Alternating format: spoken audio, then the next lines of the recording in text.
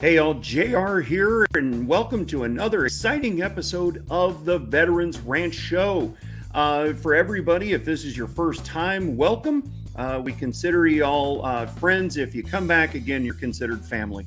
So we just thank you so much for supporting us, supporting the Veterans Ranch and this show here today. We're going to have an absolutely amazing guest on here today. So let's not waste any time. Let's get right to it.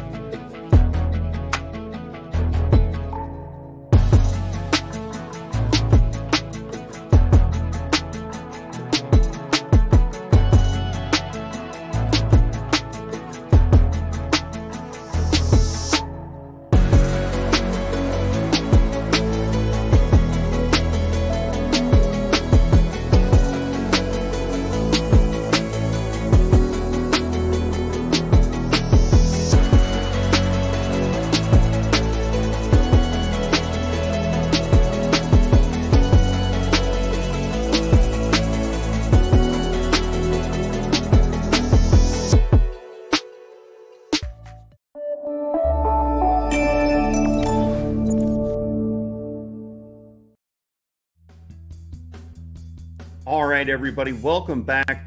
Before us today is an absolutely amazing individual I am proud to know, proud to call friend, and it is Cristie Remmel. I'm going to let her share a lot of her story, but folks, she's a small business owner. She is a veteran of the United States Navy. Hoo-yah, my dad's Navy. So we have a lot of fun there.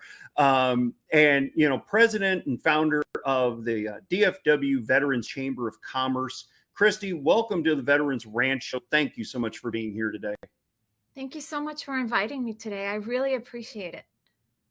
Well, why don't we just kind of dive right into it, and let's really kind of talk about your led you up to service. What inspired you? I always kind of say let's kind of take it from like high school on, right? Like when you rode your bike as a kid. So let's just kind of talk about what you to join service, be that one percenter that said, I'll go send me, and just kind of talk about some of your service from there. Well, honestly, there's no like ideally inspiration. So it was a conversation I had with my mom. And she told me that I needed a job that was going to support me, a job that I could have my own place, um, be able to travel and just take care of myself, right? Being a female, she wanted that for me. So when I started looking around and I was graduating from high school, and not to date myself, but our minimum wage back then was $3.25 was minimum wage, right?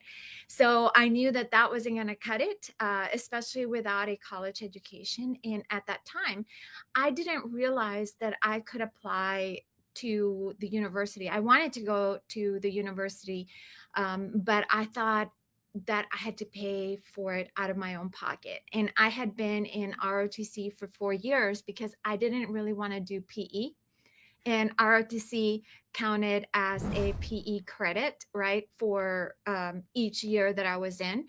So I knew that I liked the military. I liked the structure. I liked everything about it. I liked the uniform. It was Army, because in El Paso, Army it's pretty big, right? They have a Fort Bliss base there.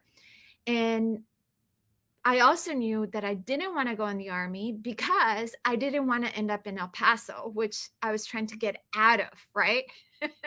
So I was like, okay, Army is out. And I started looking at the different services. My senior year, actually my junior year, I started looking at the different services, and I settled on the Navy because I like the dress blues. And I was like, I love black, so they have a black uniform. That's where I'm going to go in. All of the services are the pay is the same. What is the difference is probably like where the bases are located, right? Benefits are the same. So I was like, okay, well, I'm going to choose the Navy. And that's how I ended up in the Navy. And then I got to say that after I joined the Navy, though, I wasn't with the Navy. I ended up with the Marines. So there you go. Yeah, it's right. And it's amazing to hear. I'm glad you shared that because, for some people it's a family tradition thing, all the way back to their great great great granddaddy were Marines or, whatever the case might be. Or, they had this, kind of divine intervention of, I'm going to join after 9/11. We heard a lot of people that never thought about military, but all of a sudden swelled with patriotic pride, went down to their recruiter's office.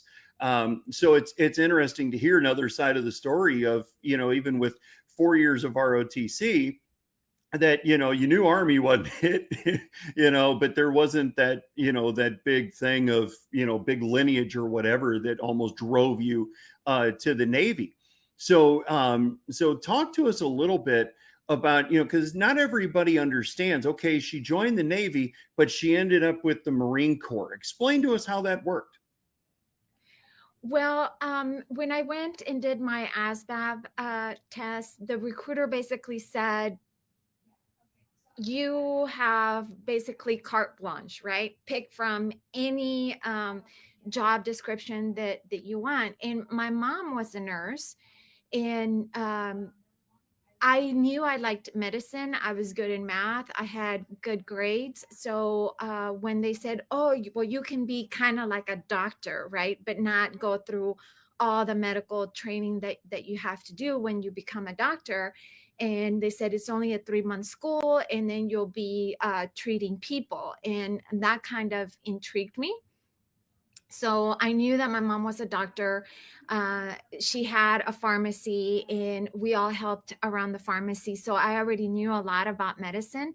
And I was like, okay, well, I know I can do that very well, right?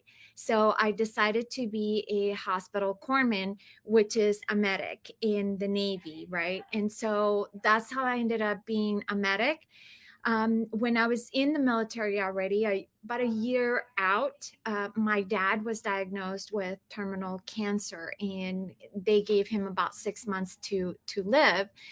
But I was in the East Coast. So when I went to my command and I informed them of the situation, my dad was living in California because my parents are separated. And so they started the process for what they called a hardship transfer to the West Coast. And I was talking to the recruiter, and he said, well, there's a billet that just came open. And prior to this, it was not available to women, but now it is. And it's in Camp Pendleton, California. That puts you close to your dad. My dad was in LA. And I said, okay, well, whatever, I'll do it, right? So they said, all right, so you're on board, you're good to go. And I said, yes. I really didn't even know what I was getting myself into. They just said I had to go through a 3-month school again. And I said, all right, I can do that. And it's in Camp Pendleton, California. I didn't realize it was a Marine base, so, because at that time I was thinking, I just want to get to California to be close to my dad, right? So I was like, okay. They sent me the paperwork. I signed it. They gave me my date to report in California, and which was very fast. But my dad passed away before I even got to California, and then you're kind of stuck, right? So my dad passed away, and then I reported to Camp Pendleton, California, and then I was like, what did I get myself into? This is not a Navy base. It's a Marine Corps base. And so, but at that point, you have no choice but to go through it. So I ended up in the second cohort for females. It was a billet that was open for female medics to be stationed with the Marines. And there were only 3 of us, 3 females, that went through a company of 80 male medics. And we were told from the very first day that there were going to be 0 concessions made just because we were women. So we had to pass all the physical standards according to the Marines, and everything that we were required to perform. And if not, you were going to be washed out and sent back to the Navy side. Well, when I first joined the military, for me, I decided that failure was not going to be an option, and I was going to do whatever it took to make it through, right?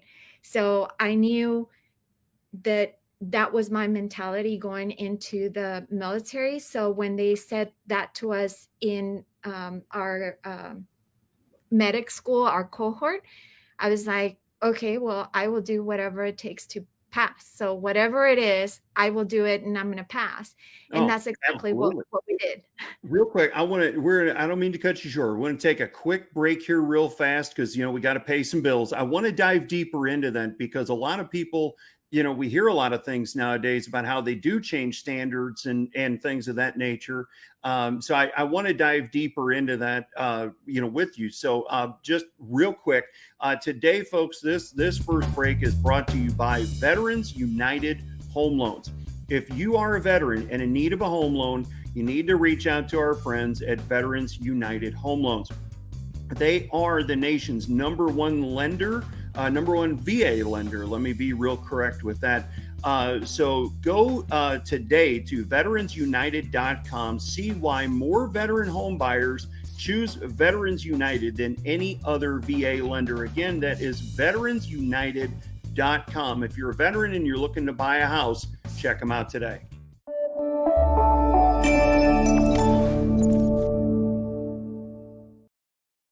All about inclusion and really giving everyone a fair say.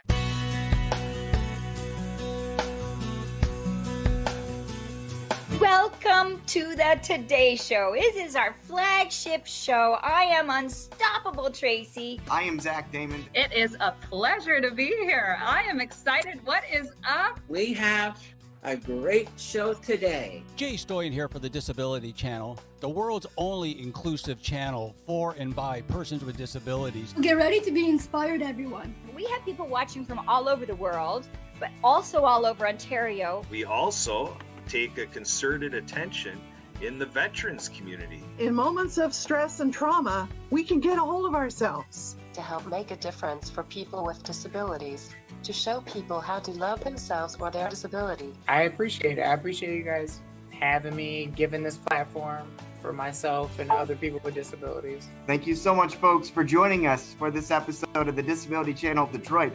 Please tune in next time.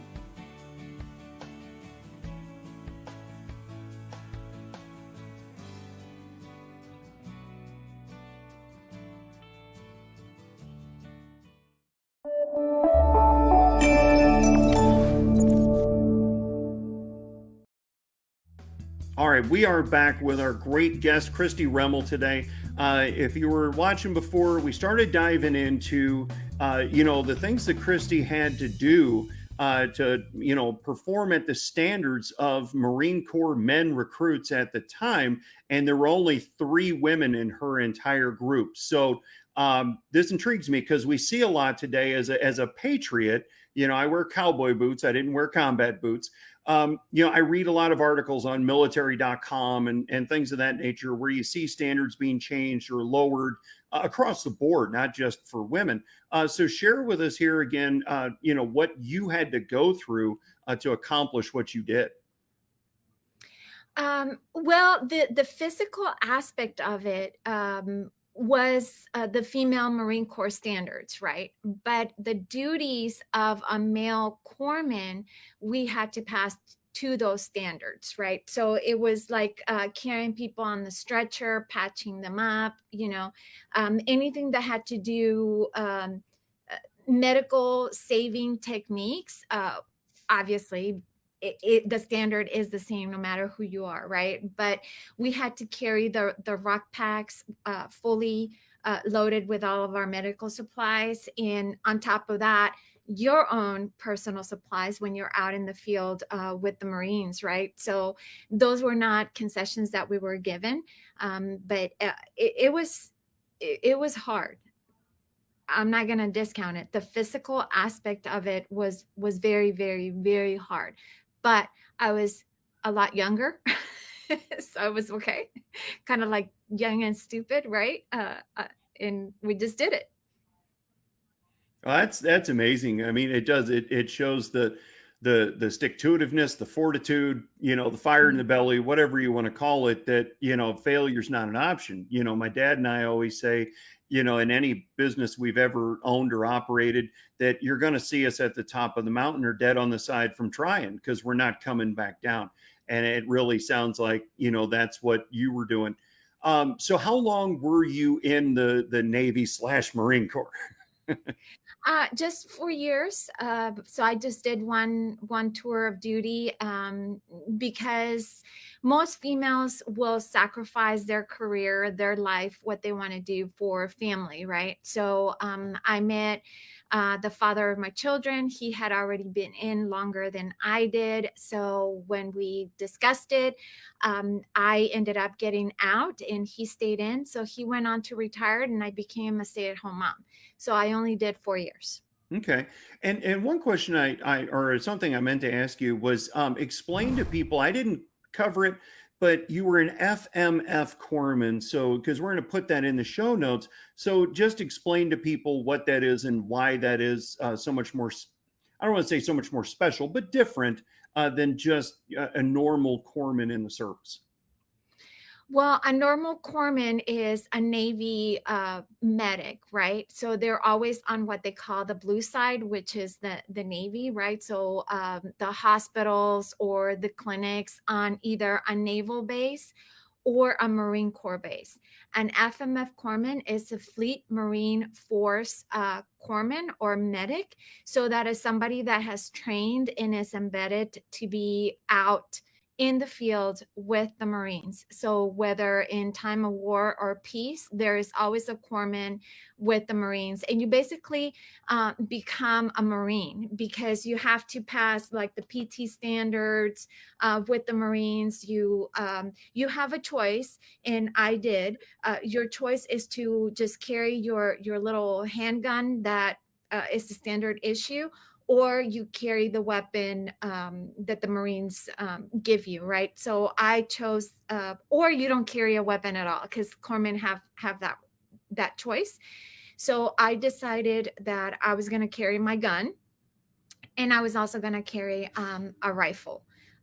Because if I'm going to be somewhere where my life or the life of a Marine is going to be at stake, I will defend myself and the Marines, right? So that's the difference. So an FMF corpsman is somebody that has gone through the training to pass Marine Corps standards.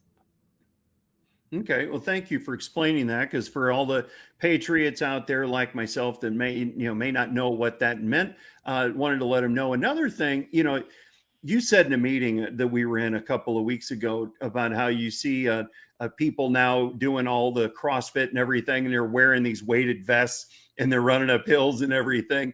And you said, I did enough of that and got paid for it. You didn't want to do it anymore. Explain to people, because I have a rough idea personally, just because I am surrounded by veterans on a regular basis. For everybody out there that doesn't understand, when they hear about vets talking about their bad backs, bad knees, ankles, explain to them really the kind of weight that y'all are carrying around, because you had two sets. You had the normal ruck, as you said, and then your equipment you had to carry. What kind of weight are our men and women out there carrying right now? It's really 50 to 70 pounds that you carry. I'm only 5'3". I'm not even like that tall. Now, I got to say, though, that the Marines did treat me very well. So a lot of the times I didn't carry my full ruck packs, right? Unless we absolutely had to. My gear, I carried my medical supplies with me, but my personal gear either went on somebody's, like one of the military vehicles, like with the supplies and stuff, right? Because what I had to carry was the medical supplies. And depending on where you're going and how much you pack, that could be 50 pounds by itself, right? And so when we were out with the Marines, my personal gear got put in one of the vehicles, and then I just carried my own, right? And so when people go, oh, we're gonna go do some parkour, and we're gonna put weighted vest, and we're gonna be running, and I'm like, yeah, no, I'm not doing that. I already have 2 bad knees, a bad ankle, and a bad back, and 2 bad shoulders, all thanks to our military. I don't need to be doing anything else. Been there, done it. I mean, it's fun in my head, but I don't want to do Yeah, it. you definitely bought that T-shirt, for Yes. sure. Yeah. For And sure. so when I see other people doing that kind of stuff, I was like, yeah, that looks great. It's so much fun. But no, I'm not doing it.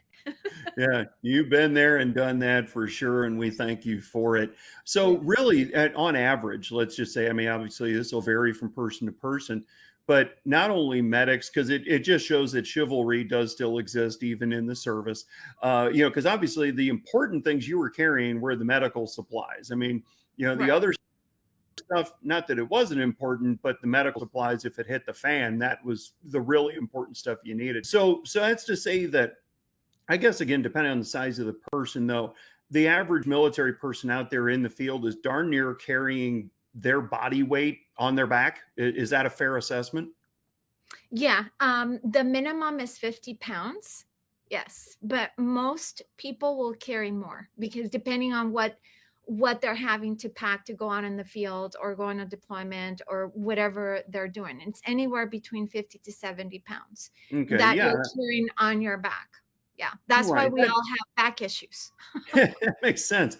Makes perfect sense. And depending on what, like you said, depending on what your job is, you might be carrying more, than the next person next to you.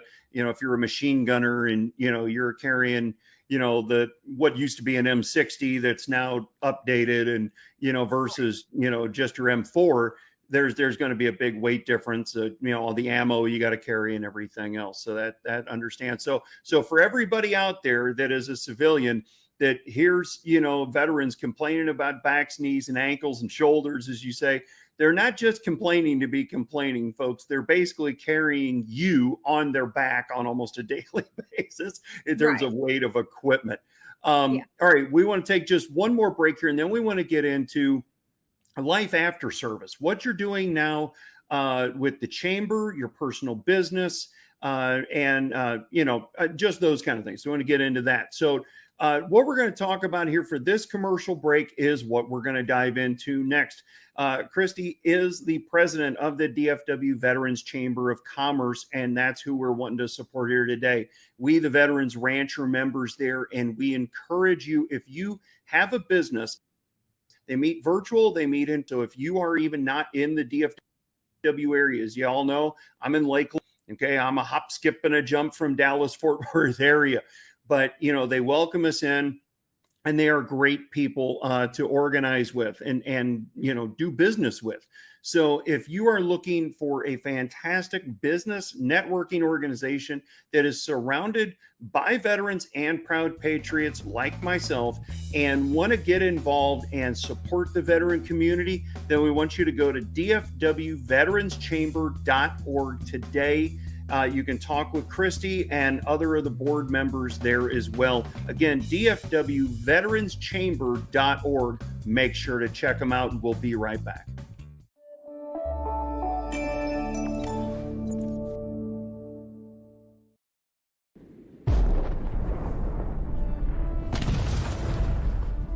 In Flanders Fields by John McCrae.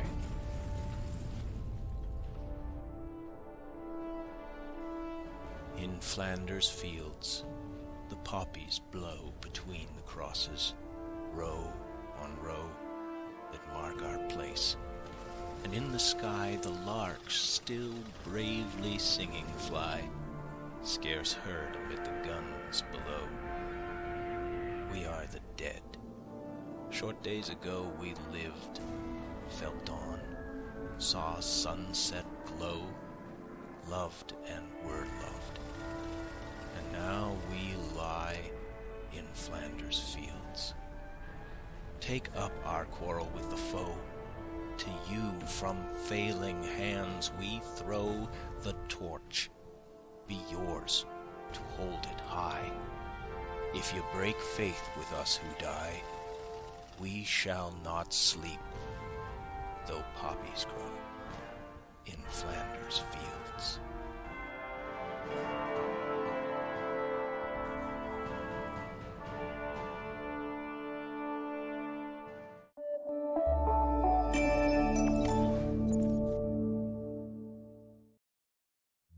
All right, folks, we are back. Welcome again to the Veterans Ranch Show. Again, we're talking with Cristie Remmel. It's been an amazing day. Again, thank you for being on here. So now you did 4 years. Now we're talking life after the service. You're an independent business owner. You're an entrepreneur. And as I said before the break, you are the president of the DFW Veterans Chamber of Commerce. So why don't we kind of pick up from, okay, you got out, now you're stay-at-home mom. Now let's get into what you're doing here today. My journey with the veteran community started really a couple years after I got divorced, and it was just out of the desire to help. It was when all of the news media started announcing the epidemic that is running rampant in our community, which is the suicide rates. So I wanted to help our veteran community find those resources. And that's where my journey started. It brought me to 2020. 2019, 3 months before the pandemic. I was asked to be the president of a veteran network group that was meeting already on Fridays in person, and I agreed. I said yes. So then when the pandemic hit, we went online like everybody else, trying to figure out what we were going to do and how we were going to survive. So out of that, the idea of the Veterans Chamber was started. In 2 weeks into the pandemic, we had started the chamber. So that's how the chamber got started. And I've actually never looked back with that.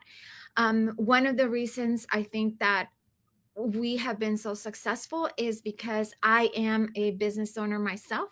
So I create websites, social media, marketing for different businesses, as well as graphic design. So I was able to really help our community. If they didn't have a website, I created a website. If they needed marketing, we did marketing. And so all of those pieces helped our veteran community, our members, stay in business. And give everybody out here your website as to how they can find you in that business. It's super easy. It's Blue, B-L-U, like Bluetooth, but B-L-U, dragonfly.net. So or they can email me, right? Yep. At Cristie, C-R-I-S-T-I-E, at bluedragonfly.net, blue without the E. Otherwise, I won't get it. Sorry to interrupt you there. Yeah, and we'll put that in the show notes as well, so you can see how to get in touch with her. As you can see, folks, there's a lot of great things going on across the country for veterans. The one thing that I want to talk about that, Cristie touched on here, and everybody that watches this show knows we're beating this drum daily, is the veteran suicide rate. It's been close to 2 months now that Fox News was brave enough to put the article online, and I keep begging, if anybody from Fox News is watching me here today, I keep begging y'all, let's do something on TV. Midterms are over. Presidential election's 2 years away. You need some more stuff to talk about. We got to talk about this. We are at a confirmed 44 plus a day by 8 states. Okay. If the other 42 reported the way the 8 did, God knows where we'd be. And folks, one's too many. So, you got to get out there. I know it's not fun water cooler talk like on Tuesday talking about the Monday night football game. We both understand this, but folks, this is something that needs to be discussed outside of the veteran community. Otherwise, it's going to stay in the shadows and it's never going to go away, and it's only going to get worse. Right? I do agree. I think that if all of the states reported the statistics, it would be a lot higher than 44. 44 is not the right number. That is just a reported number by a few states. But we have an epidemic. We really do. Yeah. It's that sense of helplessness and lack of hope. Even though there are so many resources, there's so many people willing to help, our veterans are not reaching out. And that's part of the problem. How do we get our veterans to reach out and receive the help that they need and that they deserved and that they have earned? That's the bigger problem. If we can figure out what is it that they need, what is it, why are they not reaching out? That's how we would solve the problem. Not putting more resources out there. There's already plenty. We don't need any more. We need to know the reason why. Why are they not reaching out? Who are they not talking to? Who do they need to talk to? Right? Yeah, absolutely. That's at the Veterans Ranch. That's one of the first things we do. We ask them what you need. What do you need? Because as a guy, okay, and then when I'm talking to male and female veterans, if you ask me or any veteran how they're doing, what's the answer? I'm good. I'm fine. I'm good and I'm fine are not emotions. They're diversions. Yes. Okay. And I'll be the first to put it out there. I say it 100 times a day. I'm good. I may not be, but I'm going to tell you I'm good. And our veteran community does the same thing because, folks, patriots out there, let me tell you something. It is hell for veterans to share with other veterans. You can't imagine how hard it is for them to share with patriots like us. Okay. If you get a veteran to share a story with you, God gave you 2 of these and 1 of these. Zip this and turn these on. Okay. Just sit down, shut up and listen, because you will learn more in that conversation about that individual and what they did, or, just even if it's funny stories, they stiffed the jeepney because they had to make Cinderella Liberty. I heard a bunch of those from my dad. So, it just, sit down and listen, but find out what they need. Mm-hmm. Don't ask them how they feel. Okay. If you see one in a Cracker Barrel, you don't need to break your shoulder, pat yourself on the back, get their waiter, buy their lunch. Okay. Now I'm saying that from a point of, I understand inflation's a mother right now. It cost me $130 to fill up my truck. I get it. But if you can, do it. Don't let them know you're doing it. Tell the waiter, if they call you out, you're going to kick the waiter's butt. Okay. Because you don't want the attention. It's about serving those that served us all. We say that all the time. Cristie, we're going to kind of wrap stuff up here. But again, thank you so much, for being on today, sharing your passion about your service, what you've done, what you're doing currently. Again, if you're needing some websites, some social media, you name it, reach out to her. And again, her website and her email will be in the show notes. As always, we wrap this up by asking a simple question. Do you give a buck for veterans? And that's one of our fancy taglines. It's a play on words. We all know it because, as this country boy and a bunch of veterans I know, we say it a different way when we're not on camera, so we don't get edited. Here's what we're looking for. Right now, the Veterans Ranch is working on building a flagship property, and we need to get our building fund way much further off the ground than it is. So again, it'll be in the show notes here, but we're asking you to go right now to Give Butter, like churning butter, givebutter.com/44 for 44. Okay. There are 180 million working age folks from sea to shining sea. We are simply asking for 44,000 of you to go to that website and give a one-time donation of $44. Folks, that's less than one night out with you and the family. And I understand those are important. But now that you know that 16,000 plus great Americans are checking out off this planet that don't need to, is one less of those okay to help? So it's one-time donation of $44 in memory. As Cristie and I have said, the minimum 44 a day we are losing. When is enough going to be enough, America? Okay, we got to talk about this. We need help. Cristie's right. We don't really need more resources. We're providing equine therapy for veterans and their families free of charge. Reach out to us. We've started an affiliate ranch program. You don't need to start a new nonprofit. You can come under our umbrella and we can show you how to be us right there in your town, you know, again, from sea to shining sea. I'll put one in Hawaii. I don't care. givebutter.com/44 spelled out FOR 44. Go there today, make a one-time donation. You can join the team and become a part of that, and we can get you your own link to share in your own networks. So again, that's my drum beating on that for today. Again, Cristie, thank you so much for being on here today. We thank you so much for your service, and everybody that, you know, the 1% that wore the uniform that said, I'll go, send me, that didn't sign up to defend a political party. They signed up to defend our way of life. Okay. Remember that, folks. You know, our men and women are not R's and D's. They're not red or blue. You know, they're great Americans that signed up to defend that thing that starts out with people. Okay. So remember that. Again, thank you all so much. We love y'all. God bless. Take care, and always giddy up.